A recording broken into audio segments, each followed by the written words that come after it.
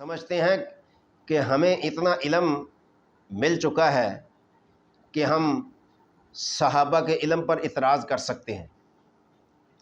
میری مراد وہ انجینئر مرزا منگول ہے جس نے حضرت ابو سفیان، حضرت امیر معاویہ، حضرت مغیرہ بن شعبہ اور حضرت ابو الغادیہ رضی اللہ تعالی عنہم ان صحابہ کی گستاخی کی ہے۔ اور صرف یہی نہیں، حضرت امام حسن رضی اللہ تعالی عنہ کے عمل کی تکفیر اور تنکیر اور نفی کی ہے کہ حضرت امام حسن رضی اللہ عنہ نے جو دستبردار ہو کر نبی علیہ السلام کی پیشن گوئی کے مطابق حضرت امیر معاویہ کے ساتھ صلح کی تھی، اس پر وہ انگلی اٹھاتے ہیں۔ تو ایسے لوگ کون ہیں، ان کے پیچھے کیا ہے، اور یہ اپنے علم کو کیا سمجھتے ہیں کہ ہمیں اتنا علم ہو چکا ہے کہ ہم صحابہ کے عمل پر انگلی اٹھا سکتے ہیں، زبان چلا سکتے ہیں۔ ان کو اپنی اداؤں پر غور کرنے کی ضرورت ہے۔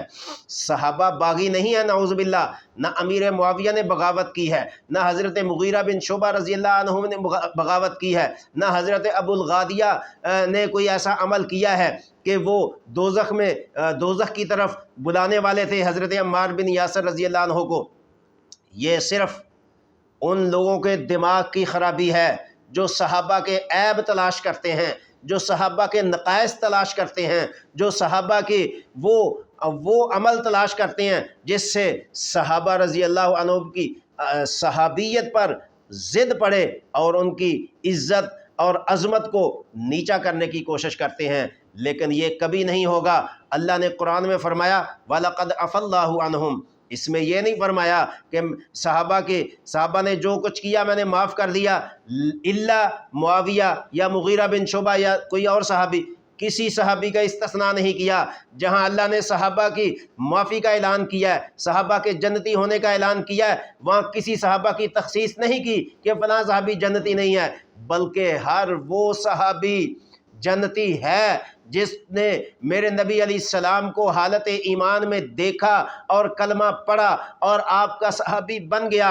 وہ صحابی حضرت ابو بکر سے لے کر ایک ادنا صحابی تک سارے کے سارے جنتی ہیں۔ لیکن یہ جو کہتے ہیں کہ صحابہ نے بغاوت کی ہے، تو میں کیوں نہ کہوں کہ صحابہ کی بغاوت کا تو نعوذ باللہ کوئی مسلمان سوچ نہیں سکتا، لیکن یہ مرزا منگول جو ہے اس نے امت مسلمہ سے بغاوت کی ہے، اس نے تابعین سے اور صحابہ سے بغاوت کی ہے، اس نے اہل علم سے بغاوت کی ہے، اس نے وقت کے تمام اولیاء کرام اور وقت کے محدثین اور وقت کے جو دین کو سمجھنے اور بیان کرنے والے ہیں، اس نے ان کی بغاوت کی ہے۔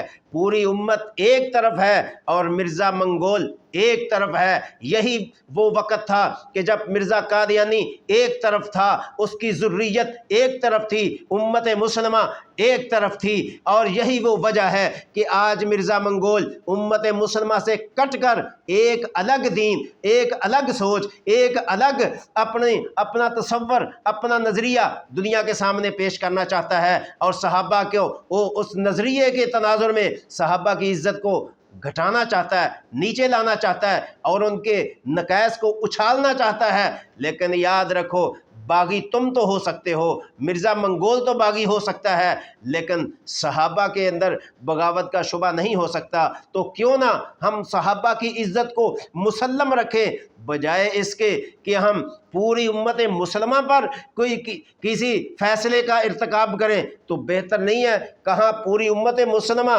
جن کی قیاس ایک شرعی حصہ ہے، ان کو مرزا منگول نیچے کرنا چاہتا ہے، تو کیوں نہ ہم مرزا کو باغی کہہ دیں کہ مرزا نے بغاوت کی ہے۔ آج کون سا اہل علم مرزے کے اس ذہنیت کے ساتھ اتفاق کرتا ہے؟ کون سا عالم اس سوچ کے ساتھ اتفاق کرتا ہے؟